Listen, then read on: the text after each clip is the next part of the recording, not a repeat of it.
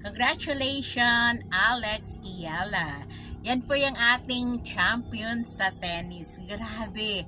I'm proud to be a Filipino. Ang galing-galing niya. Siyempre, napakagaling din ng kanyang opponent. At siyempre, big winner yung ating kababayan na si Alex. Isa sa pinaka-paborito kong winning moment niya, yung pagkadapa niya. In spite na dapa siya, hindi siya nawala ng pag-asa.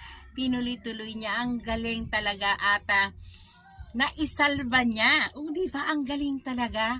Tayo mga Pilipino, sobrang lakas ng loob natin. Kasi alam natin sa sarili natin, nakakayanin natin. Kaya yung mga kaibigan natin dyan na sobrang lungkot kasi napakarami ng problema. Yan, sabi nga, dapang-dapa na. Pero gawin natin inspirasyon si Alex. In spite na dapa siya, hindi siya nawala ng pag-asa at naitawid niya at naipanalo pa niya. Diba? Huwag tayong susuko kahit nakadapa na tayo. Kaya pa rin nating manalo. Ayan, ulit.